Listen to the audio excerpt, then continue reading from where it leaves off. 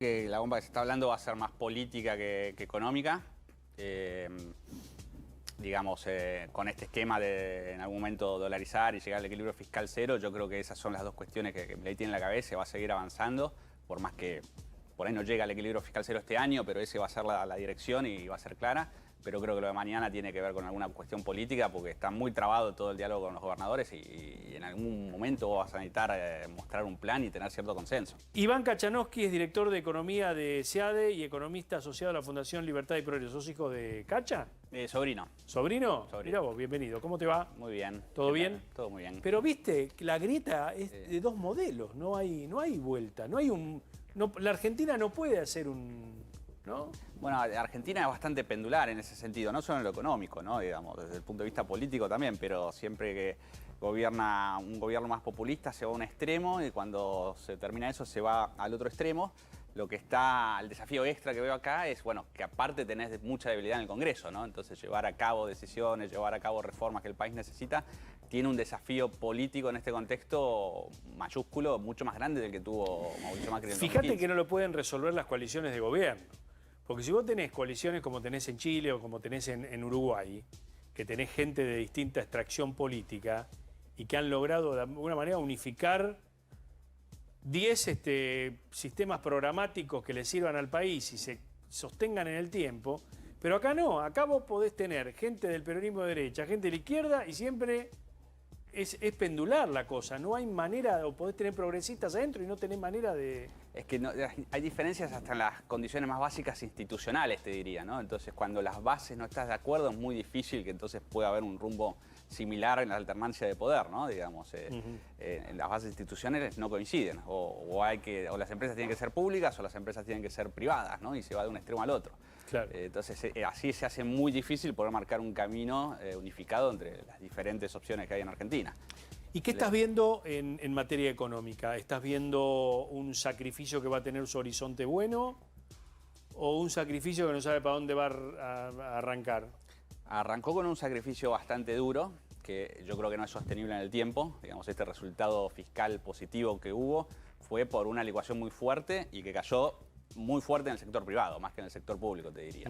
Eso no es sostenible. Entonces, si Milei logra mostrar que después viene un camino donde se van a hacer estas reformas estructurales de fondo, que ese es el desafío político, creo que hay una luz al final del túnel.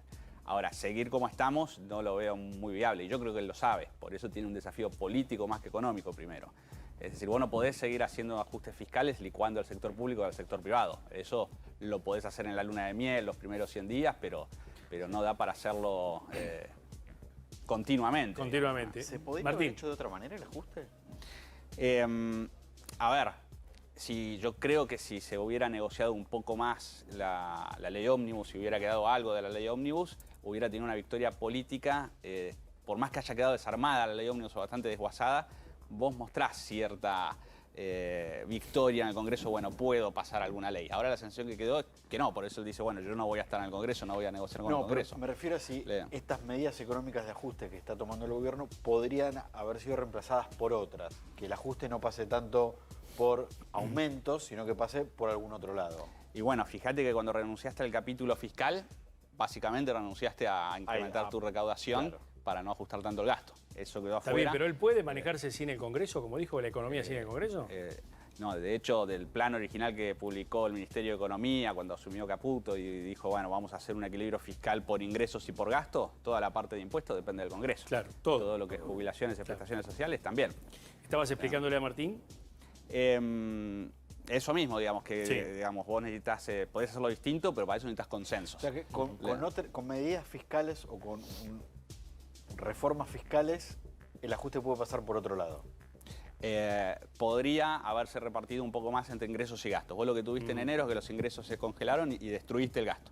Y eso implica caída de salarios, caída del poder adquisitivo de los jubilados, de las prestaciones sociales, de los planes sociales, que por eso digo no es sostenible en el tiempo. Por ejemplo, la jubilación mínima está en niveles mínimos en términos reales, es decir, aislando la inflación de los últimos 10, 15 años. O no podés seguir licuando. O sea, Si el plan del gobierno es como plantean que en unos meses va a empezar a mejorar, ¿en cuánto tiempo se puede especular o plantear que se va a recuperar el bolsillo de la gente? Yo creo que marzo y abril van a ser los meses más duros. Marzo va a ser bastante duro, se ven varios aumentos ahora, nafta, luz, educación, obras sociales de vuelta. Y creo que a partir de mayo va a empezar a no ser tan duro, por lo menos. Y yo creo que el gobierno apuesta a que a partir de junio, julio se empiece a recuperar la economía. Ahora hay que ver si eso ocurre. Yo creo que la sensación de la gente es esa, ¿no? Y bueno, hay que aguantar hasta junio. Pero ¿qué pasa si esto se dilata? Pasa que si siguen aumentando, si siguen aumentando cuestiones energéticas, como puede ser la nafta, como puede ser las tarifas, eso indefectiblemente te va a los precios, y están pisados los sueldos. A ver, febrero se habla de que la inflación puede ser del 15%. Sí. ¿Vos pensás que hay un franco descenso de acá hasta junio? En términos de inflación, Sí. yo creo que puede seguir descendiendo. Siempre Aumentando las tarifas y aumentando la nafta y todo. Bueno, vas a tener un 15% ahora en febrero, con varios aumentos. Marzo va a ser desafiante. Yo creo que sí, en la segunda mitad vas a empezar a ver alguna inflación de un dígito. 7, 8, 9, no te imagines 5 para abajo. Pero eso sigue siendo alto. La inflación Desde va luego, bajando, sí. Claro. pero los salarios no sé si van a ir acompañando esa inflación. Y no, si vos ves en diciembre ya... Eso desde ya. Por eso, Bien. ¿cuándo el bolsillo va a decir, bueno, estoy sintiendo Y que esa me es recupero? la pregunta, ¿no? ¿Hasta dónde se puede aguantar esto? Porque yo creo que está esta concepción de, bueno, hasta junio esto puede estar complicado, pero ¿en qué situación? ¿De qué magnitud va a sufrir mi salario? No es lo mismo que la inflación sea 8 que sea 25. Te lo pregunto claro, como claro. economista, porque por ahí ya tenés hecha alguna proyección. Si tenés que llevar la recuperación que dice la Casa Rosada que se va a ver a partir de junio a los bolsillos del común de la sociedad, ¿cuánto tiempo se puede esperar? Para que se recupere la Claro, economía. para que la sociedad sienta que hay una recuperación económica y que no solamente sucede en determinados sectores. Y yo creo que con suerte lo vas a empezar a ver en mayo, junio, pero dependiendo de las complicaciones que tengan en el Congreso, si esto se alarga, puede que sea un poco más suave la agonía, pero un poco más prolongada también, ¿no? Y ese es el trade-off. Salvo que... ¿Tan largo y cuánto? Salvo que dolarice. Y con la dolarización tenés beneficios, pero también tenés riesgos, ¿no? Vos tenés un plan, ¿no?, que le presentaste a Milei, No, ese es mi hermano. tu hermano. Con el Me cual lo cantaron mal entonces. Lo hablé mucho con él. Digamos, es una propuesta teórica que es muy interesante. Ahora, llevarla a una aplicabilidad práctica presenta desafíos, sobre todo en Argentina, digamos. Ajá. Lo que me da vértigo de la dolarización es que cuando hablo con gente que quiere dolarizar, te muestra muy bien los beneficios, pero cuando empezás a hablar de cuál es el costo de dolarizar, empezás a ver que el costo a veces puede ser alto si sale mal. Lo Claro. que pasa es que creen que va a salir bien. Lo que pasa es que técnicamente el gobierno no quiere una dolarización, sino una convertibilidad hacia canasta de monedas, algo de lo que fue la salida que quería Cavallo en el año 2000, ¿no? Y a eso voy, ¿a qué llamamos dolarización? Porque no es Claro. dolarizar la economía y cerrar el Banco Central. Eso fue que campaña. Me parece que ahora vamos a un esquema más bimonetario que se va a parecer mucho a lo que proponía Cambiemos, me parece. Claro, ¿Qué- Patricia Bullrich, ¿Qué claro. es, en la práctica del día a día, ¿qué es la canasta de monedas? La canasta de monedas, básicamente, yo creo que el primer cambio que vas a decir es que no va a ser ilegal que vos hagas contratos en dólares, que hoy vos no podés hacer contratos en dólares. Te van a Aunque decir, se hacen. Aunque se hacen, pero bueno, ahora vas a tener la tranquilidad de, bueno, de no pasa nada si hago algún contrato en dólares. Entonces, es una cuestión legal y eso va instaurando. Después, lo que yo escucho del presidente es que habla mucho de, bueno, la gente va a ir eligiendo y se va a dolarizar si la gente elige el dólar, ¿no? Entonces, fíjate que es una especie de dolarización más light, vamos tanteando, o sea, en su cabeza yo tengo claro que él quiere dolarizar, pero va a ir tanteando el asunto, me da la impresión. Bueno, si los argentinos van a Pero eso eligiendo puede el dólar... implicar que vos vayas a un negocio y que tengas un precio en pesos y también en dólares, que puedas pagar en dólares. Sí, pero lo que pasa es que para tener esa bimonetarismo, competencia de monedas, primero tenés que liberar el cepo y entonces... Sí, claro, sí, hay otros pasos. Sí, suponete, y acá por decir un número, no para porque vaya a ser Sí, ese el sí, tipo de obvio. cambio. Suponete Como que ejemplo. se dolariza 1.500 para hacer un número redondo, a vos te debería dar igual tener 1.500 o un dólar. porque valdría lo mismo. Claro. Entonces, y vos tenés que tener la seguridad de que eso no va a cambiar. Entonces, ¿ahí se ancla la expectativa de inflación o puede llegar a tener inflación también? Dependiendo cómo lo hagas, porque, a ver, Argentina, en verdad, ¿qué es lo que te genera riqueza? No es el dinero, sino que son los bienes que vos producís. Y Argentina tiene el PBI estancado hace 10 años, es decir, que no produce bienes. Entonces, si vos dolarizás, no quiere decir que vas a producir bienes.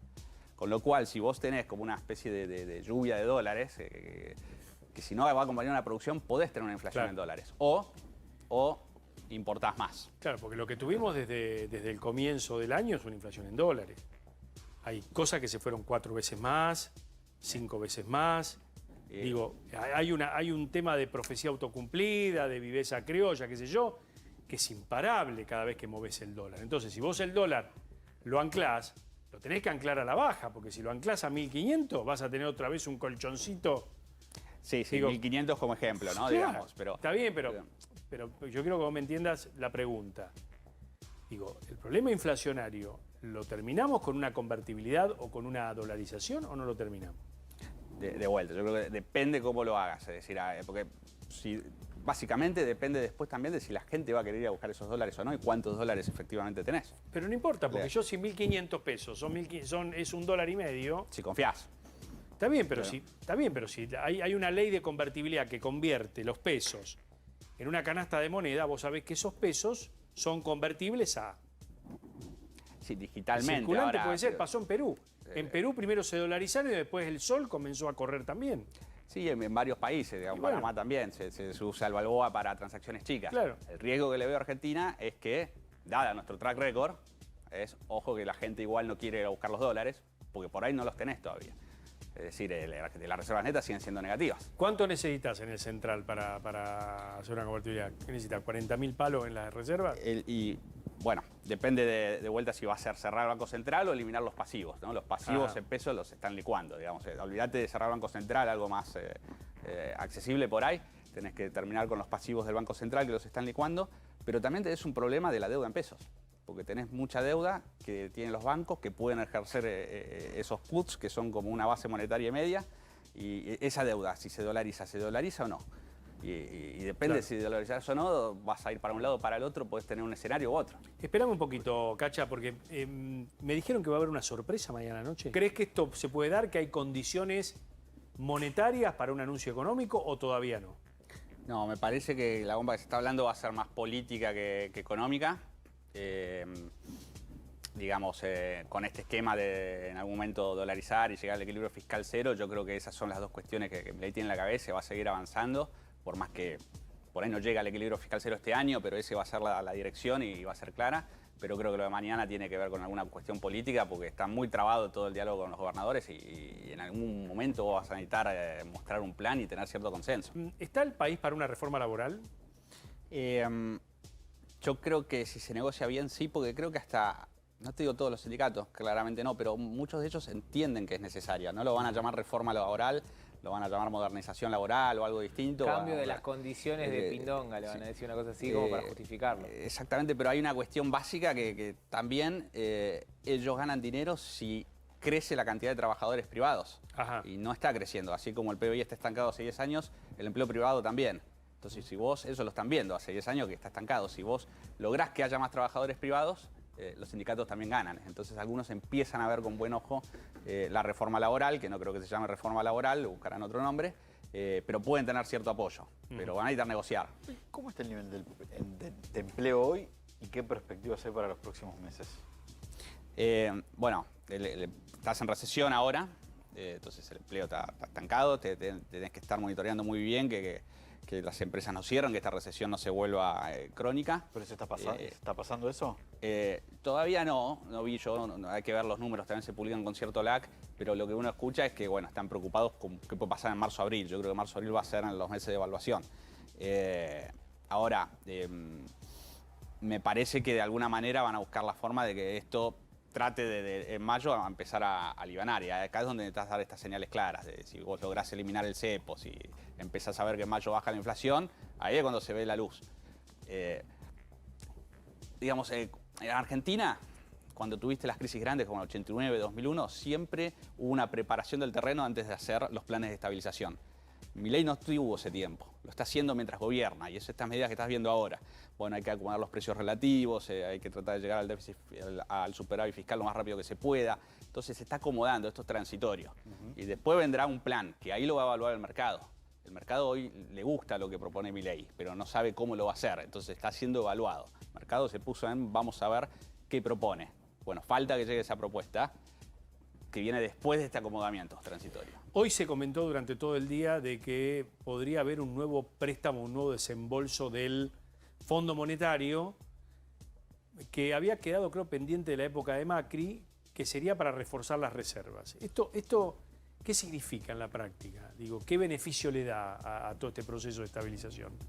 Bueno, vos tenés que pensar que el Banco Central está con reservas negativas, eso quiere decir que no tiene dólares propios, que tiene que recomponerlas. El Banco Central estuvo comprando en estos 2 meses todos los días dólares, se hizo de 8.500, pero siguen siendo negativas. Entonces vos necesitas reforzar, se te vienen ahora los meses de cosecha, entonces ahí vas a tener meses a favor, digamos, ¿no? para que el tipo de cambio esté tranquilo.